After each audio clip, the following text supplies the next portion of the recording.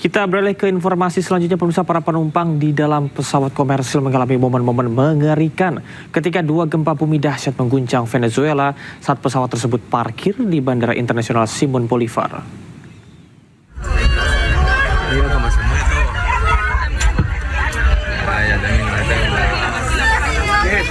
Inilah video yang direkam di dalam kabin menunjukkan pesawat terguncang hebat saat dua gempa bumi dahsyat dengan magnitudo 7,2 dan 7,5 melanda Venezuela. Pesawat Rutaka Airlines tersebut sedang mengoperasikan penerbangan dan berada di darat ketika gempa bumi terjadi, membuat para penumpang ketakutan. Gempa bumi mengguncang Venezuela Utara dengan selang waktu 39 detik pada tanggal 24 Juni lalu. Otoritas Venezuela menyatakan operasi penyelamatan terus berlanjut di Caracas dan daerah lain yang terkena dampak. Gempa bumi tersebut sejauh ini telah menewaskan 589 orang dan melukai lebih dari 2.900 orang.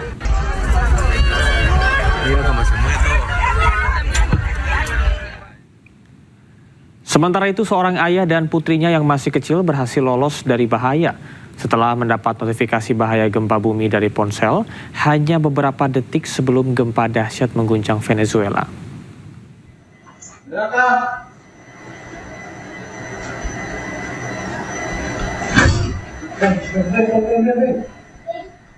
Inilah momen ketika alarm gempa bumi berbunyi di sebuah ponsel, memberikan peringatan seorang ayah sekitar 10 detik sebelum gempa bumi berguncang.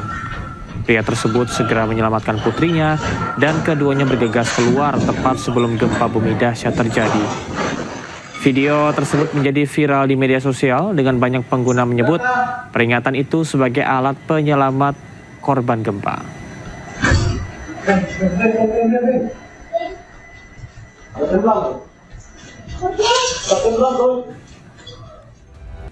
Tiga polisi di Gaza tewas dan belasan lainnya luka-luka akibat serangan Zionis Israel di dekat kamp pengungsian Gaza.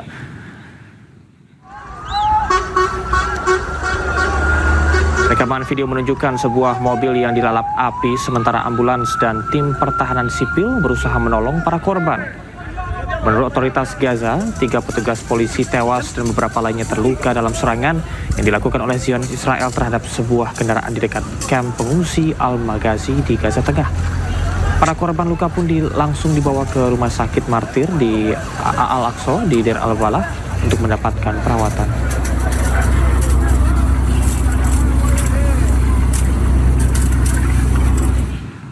Pengamat menyebut saling serang antara Amerika Serikat Iran di kawasan Selat Hormuz mencederai perjanjian yang ditantangani oleh pada 17 Juni lalu. Dan berikut perbincangan kami dengan pengamat hubungan internasional Presiden University, Teguh Reza Shah.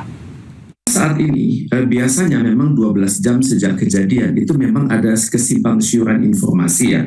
Kalau saya merunut kepada CENTCOM seperti yang diklaim oleh Donald Trump, ini awal mulanya adalah laporan dari CENTCOM terjadinya serangan Iran atas kapal Singapura. Tapi kalau kita merunut kepada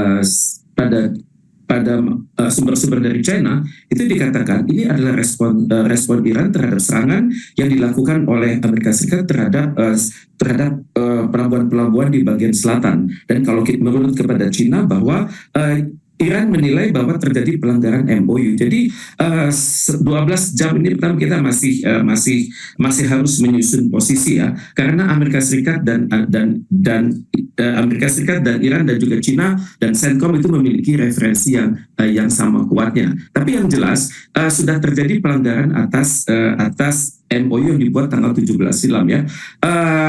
Yang korbannya saat ini adalah kapal kargo dari Singapura dengan nama Ever Lovely, konon itu diterjang oleh peluru kendali Iran. Tapi kalau kita mencoba merunut ke dalam bahwa ternyata kalau Singapura dan Amerika Serikat itu kan memiliki suatu fakta militer ya. Fakta militer ini tidak terbuka. Walaupun di kalangan ASEAN kita mengatakan zone of peace, freedom, and neutrality dan fakta-fakta pertahanan itu akan berakhir pada waktunya. Tapi dalam kenyataannya memang Amerika Serikat sangat mendukung Singapura.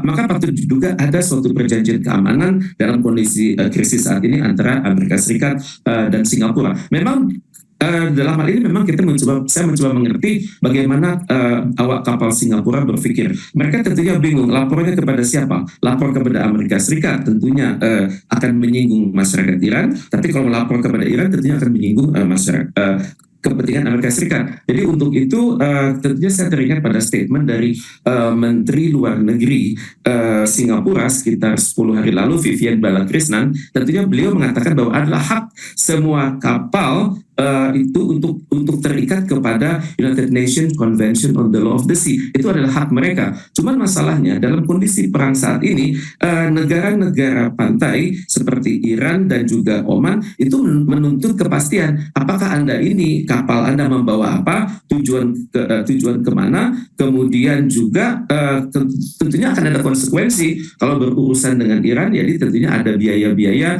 yang hendaknya mereka pastikan. Misalnya biaya-biaya transit, kemudian biaya insurance, biaya permit lewat, kemudian juga ada biaya untuk menghindari mines yang sudah terlanjur terbenam di dasar laut. Dan untuk itu tentunya hal ini kita memerlukan cek dan recheck informasi. Jadi bukan hanya sisi Amerika Serikat, bukan hanya sisi Iran, tapi juga kita bertanya kepada Singapura bagaimana hal ini sampai terjadi. Maka dimungkinkan juga awak kapal Singapura itu tidak berkomunikasi dengan jelas kepada ARGC. Jadi sampai 12 jam ke depan kita masih menunggu informasi yang terkini. Tapi yang sudah terjadi adalah harga minyak sudah terlanjur naik. Kalau kita perhatikan bahwa harga-harga di Brent itu sudah mulai naik, kemudian juga tampaknya harga-harga ke depan itu akan kembali seperti awal-awal krisis. Dan yang juga kita harus amati adalah perjanjian ini sudah ternoda, dan ke depan maka items dari kesepakatan yang 14 itu akan semakin sulit disepakati. Dan harus kita akui dalam berhubungan dengan angkatan bersenjata Iran, maka tentunya harus jelas frekuensi apa yang dipakai, kemudian IMO apakah dikonsultasikan juga dengan tidak, kemudian jalur-jalur keluar itu jalur-jalur utara ataupun jalur selatan yang digunakan. Maka untuk itu kita perlu berkomunikasi juga dengan kalangan Kementerian Luar Negeri Singapura untuk mendapatkan berita yang lebih adil. Demikian. Sebelumnya Amerika Serikat, Lebanon, dan Israel menandatangani rancangan kesepakatan perdamaian trilateral di Washington DC. Kesepakatan damai ini tidak mengikut sertakan kelompok pejuang Hizbullah.